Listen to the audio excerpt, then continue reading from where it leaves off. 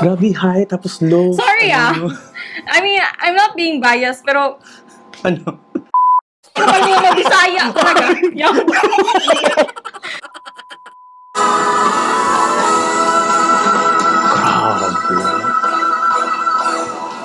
Pahabaan ng hininga, ganon. Gigigil ako dito eh.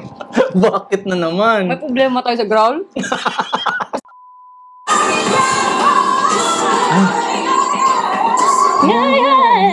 Paro talaga tayo. Ay, grabe yung gumanon. Ay, hala, yun lang. Gumanon ng shoulder, oh, si Rita, oh. Ginanon ka, oh. Bisaya, Mariano Sabel. Kaya super ganda, grabe. Ay!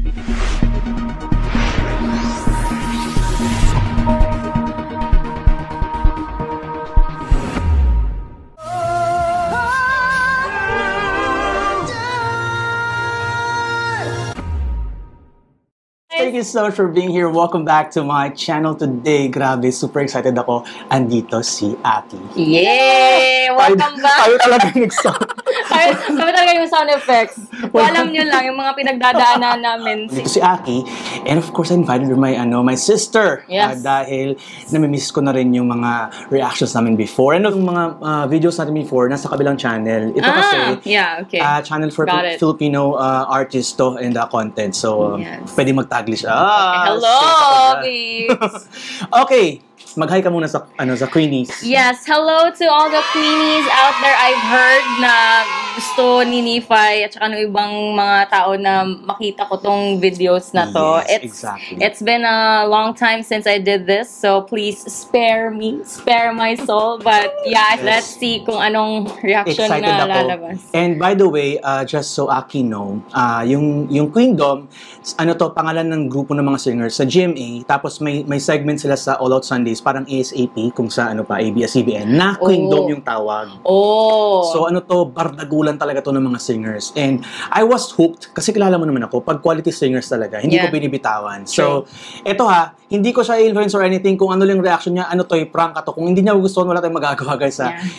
Yun, ganun kami dati pa. Kung ano yung gusto niya. Pag ayaw niya, ayaw We don't fake things here. Yeah. So no worries. Tsaka, Queendom is actually familiar. Like, it has a show in Korea before, diba?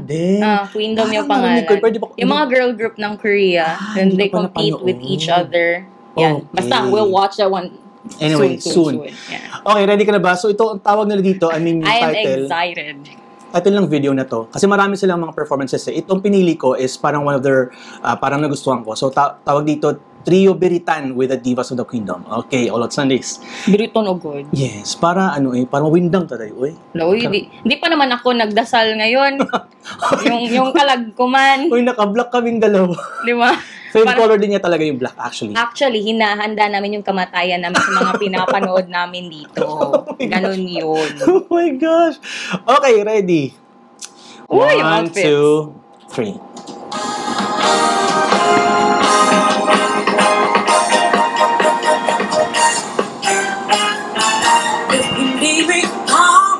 Gusto ko yung slip ni Aisel, nagigigil ako, Nakita niyo yung... di ba?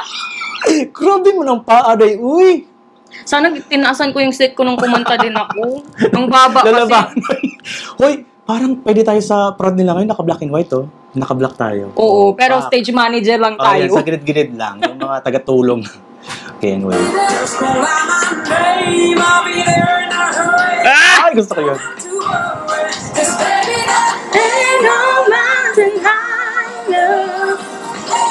Si Stephanie, yung winner ng Idol Philippines. Hana is Bisaya, taga Bohol. Winner din siya. So wait, karamihan pala dito sa kanila mga winner ng singing competitions. Different competitions like in champions Philippines. Talaga. And kung meron mang iba, runner-up. So ayun. Aisel established na rin yan kahit di siya winner or ano. Grabe opening talaga yung Ain't No. Yes. Gandang bata, no?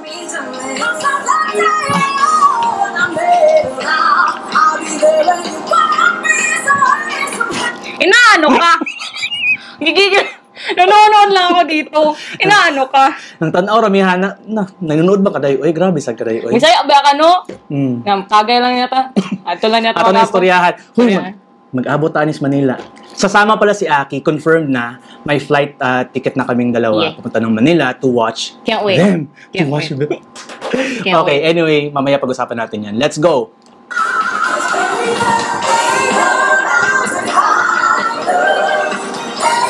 Koryo sila dayo, eh? Parang Supremes ba?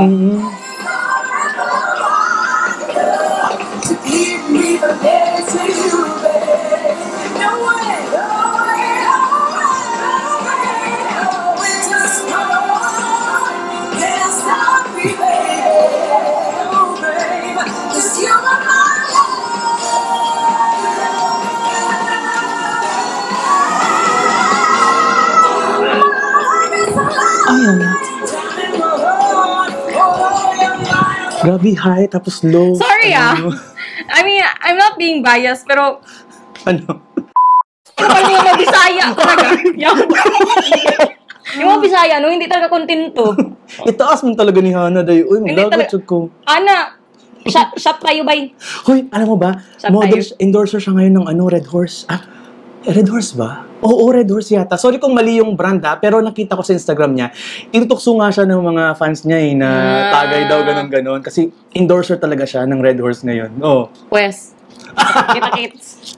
Oh my gosh. Yun ang sekreto pala ni Hana. Kaya ang taas ng boss. Naglalaklak siguro muna bago mag-perform. Charis! Yung malamig pa talaga nilalaklak. Yung ice cold na na... Sorry. Ang daldal namin. Sorry. Sige.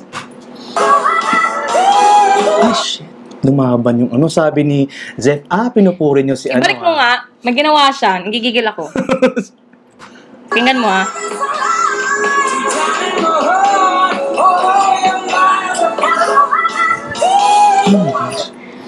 Transition yan. Grabe ang transition. Ang linis. Yan. Sobrang linis. Grabe yung Zef. Alam mo, sinabi ko na rin to dito dati na hindi naman sa pag-ano pero mas nag-improve si Zef. Hindi ko alam kung dahil nag-change siya ng channel or may nangyari while nag-transition siya. Pero mas magaling siya ngayon sa totoo lang. Yeah. Mas grabe yung improvement niya. I think it's because mas nakakasama na kasi niya yung mga malalakas kumanta grabe lately. Dito. Oo, grabe mga kasama. Hindi pwedeng para ikaw, di ba? Yeah. Because once you're in that circle kasi, wala kang choice kundi mag-level up. Kasi maiiwan ka talaga. That's music industry. Yes. So, maganda talaga pagkasama mong magagaling. Yeah. Mas gumagaling ka. Challenge. Yes. Taas ng blending.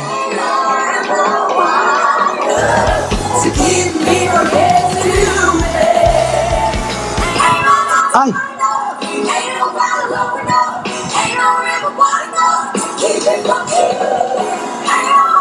Wait lang Sorry.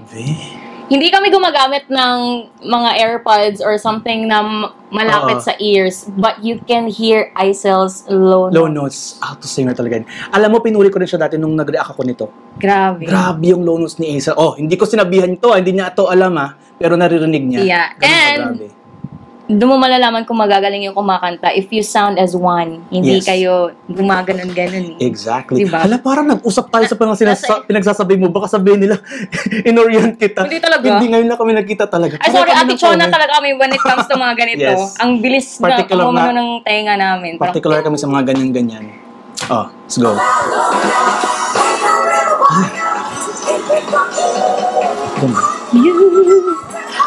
Ay, naglagot yung kunimuhana. Uy!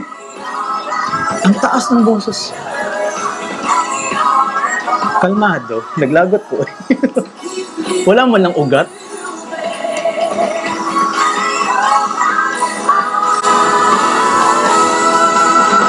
Grabe. Pahabaan ng hininga, ganon. Alam mo sinong naalala ko kay Hana? Sa girl group namin noon? Sino? Makke. Ay, oo. Diba? Magaling din yun. Yung tipo hindi nasisira mo ka, pero ando na siya lagi Shout out Soprano lahat Ang galing din nun talaga. Nakita ko kayo live nung kumanta kayo sa mall. Sabi ko, ay. Napamura siya. Dinig na dinig sa video ko. Gusto ko itapon yung cellphone nung video. Lagot ko Labay man ako yung ba? Sige daw. What? Grabe yung mga song choices do. Shot!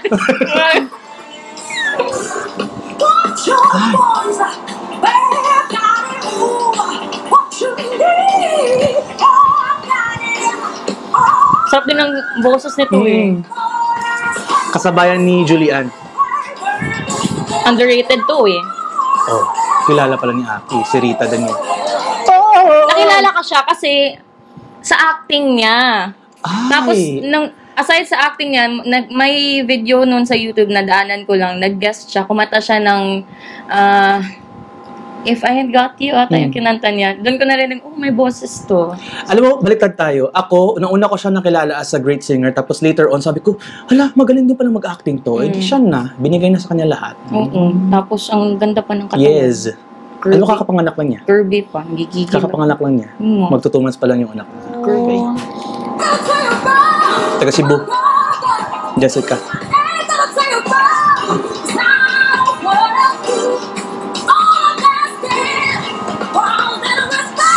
Ay, grabe yung back. Ay, ala. Chill lang siya.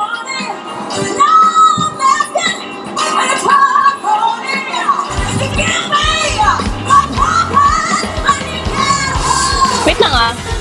Nati-trigger ako eh. Nagigigil ako dito eh. Bakit na naman? May problema tayo sa growl? Gusto mo growl tayo?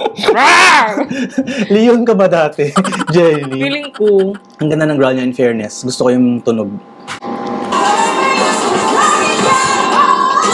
Ay. Paro talaga tayo, no?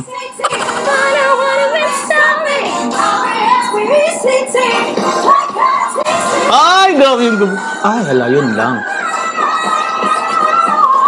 Gumanon ng shoulder, oh, si Rita, oh.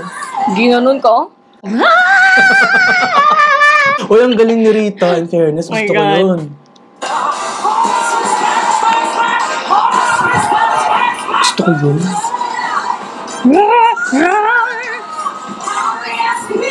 Ay, diba? May pakindat. Ang harmony, bastos, grabe. O, kayo na. O, edi. Gusto ko yung lakad. Ito na naman tong kantang to. Ang gaganda ng mga songs. Bisaya, Mariano Sabel. Kaya super ganda, grabe. Ay! Crush ko. Sorry. Crush ka si Julie? Super ganda. Ang gaganda nilang tatlo dyan. Ay! Kapal ang boses ni ano, no? Ni Julie. Ni Julie doon, oo. Ay, gumanon, no?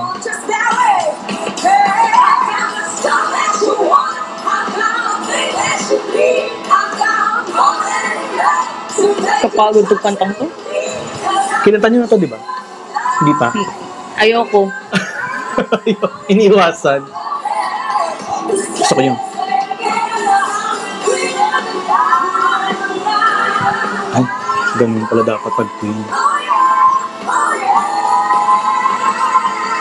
Putik, ang ilok ya. Ay. Oh, huminga ka, Teya. Huminga. Hindi ko sa huminga. Nadadala ka na. Huminga ka. Ay.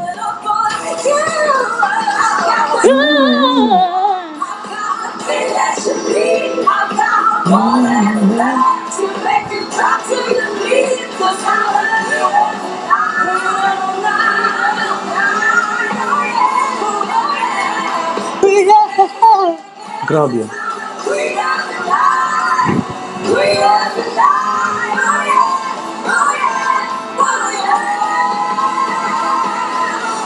Grabe. Normal lang.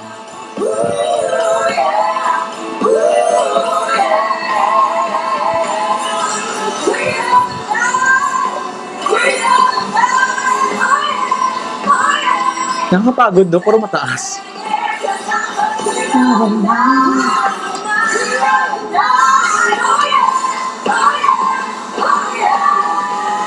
Ayan na naman yung sabi mo kanina, gaganon. Ano kaya to? Ah. Sagutan.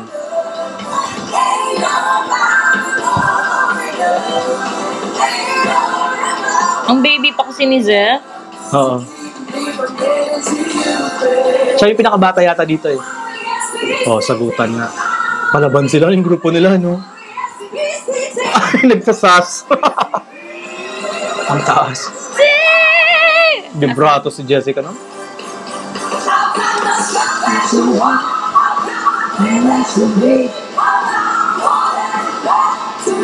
Ang taas! Ayun! Ang taas!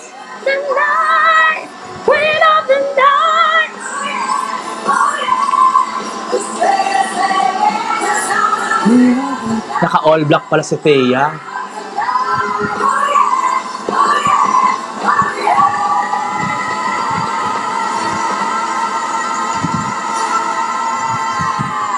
Ay, hindi. Huwag niyo itigil. Extend. Ang haba na talaga. Sige pa. Ayaw matigil. Hindi, dapat sustain yun. Dapat mga 30 seconds, no? Oo. Oh my gosh. Alam mo, pangatlong beses ko na napanood kasi na-react ko na rin to kasama yung Malaysian singers, dalawa. Oh. Hindi ikaw yung pangatlo. So, ano masasabi mo? Third option ako. Normal lang, no? Gigil ako, third option ako. nasa Indonesia talaga ako gumalito. Uwi lang ako para mag-reaction tayo. Oo. Normal. Hindi naman masyadong magaling. Ano reaction ko? Patayin mo na yun, gigigil. Normal lang naman. Gigigil ako! Sa Kingdom, no? Sa lahat. At least ngayon, nakilala mo na sila. Palaban. Kailangan ba may comment ako sa mga Sa kada isa. Kilala mo ba sila? Yung first group, ito. sa group nila Aisel. So far, si ano lang naman. Si Hannah tsaka si Zef. Si Zef lang naman yung may ako, slight. May minor comment. Ano yun? Baby pa kasi. So hindi pa makapal yung boses? Hindi pa gaano ka-strong when it comes to stage presence. Yung tipong, maganda talaga boses. I mean, no question about it. Maganda talaga boses ni Zef. Yung stage presence lang talaga, nakakat pa siya minsan eh. She can't sustain it yet. Isa pang mahirap dito kasi sobrang season na nitong dalawang kasama niya. Si Hannah tsaka si Aisel. So, grabe yung impact sa camera. Grabe yung stage presence. So, kailangan mag-double time si Zef. Alam mo, actually, hindi na siya kasali sa Queendom kasi alam nga ng marami na bata siya. Meron siyang bagong segment na ang kasabay niya, kay dad niya rin. So, siguro, ako I agree with the comment of Pero kaya naman kayang makipagsabayan ni Zef. Yes. Vocally. Presence lang. Yung presence lang. Konting push pa, bebe. Yung tipong, hindi ako yung pinaka-bebe dito. Ganon. Pero alam mo ngayon, matagal na kasi ito. Parang isa to sa mga second performance niya yata to with the Queendom. Pero ngayon, mas grabe siya. Kasi nakipagsabayan siya kay Thea nung last eh. Dalawa lang sila. Sabi ko, iba. Kasi sa ibang videos din na nakikita ko kay Zef, yun din yung problema ko sa kanya. Yung stage presence talaga. Niya, nakakat kasi, hindi nasusustain. Pero andun yung star boses, quality, star quality, yes, so andun. Pretty. Yung ganun. Yung napakainhin pag nakikipag-usap. Baby diva. Taray. Okay, anong comment mo sa second group? Okay, second group. Ito, yung group. Para naman tayong mentor dito.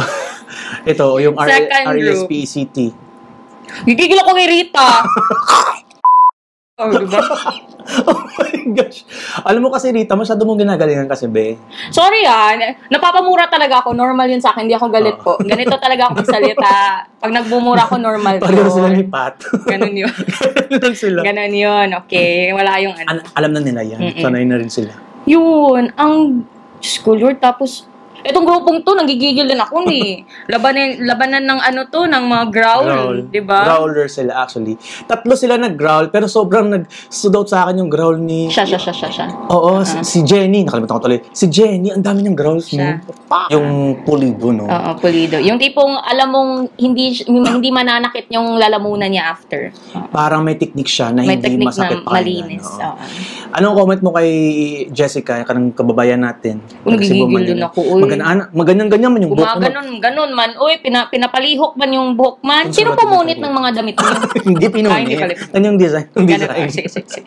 Okay, next. Yung grupo nila Thea, tsaka Julian, tsaka Marian. Nagigigil din ako. Nagigigil ako kung sino yung lahat. Bakit? Ito din, Ay, Diyos ko, ang ganda talaga ng crush ko. Julie, no question. Di ba sabi ko sa'yo, nakita ko siya in person dun sa Ayala. Grabe. Ang ganda, super. Super puti din niya. Nagmukha akong katulong. Tumabi kami. Siguro mukha akong bodyguard niya. Ganun. Dami ko pa namang Oh my gosh. Sa tatlong to, nasa kanila yung pinakamahirap na kanta. Oo, yung Queen of the Night, no? Alam mo po, akyat siya dun. Nakakapagod kasi yung kantang yan. Kasi kahit paulit-ulit lang yan, pag pinapakinggan nyo, ang taas niyan, nakakapagod yan. Oh, yeah. Alam mo, sabi nun sa gumaganon din sila, kagaya nung kay Rita. Ay, relate ako dun. Alam mo bakit ganun? Naalala mo yung kumanta kami ng Listen? Diba ang taas-taas na ginanon ko na yung kamay ko para ma-push ko? Bakit ganun kayo? Psychological yun eh. Parang, bakit ikaw hindi ka gumaganon? Hindi ako masyadong gaganon. Hindi bagay sa lalaki. Gumaganon ka, di ba? Iba yung sa lalaki. Di ba may mga ganon ka? Ganon yun. Parang, sa bagay, automatic na. Hindi ko naman sinasadya din. Psychological yun eh. Pag kumakanta, pag nahihirapan ka.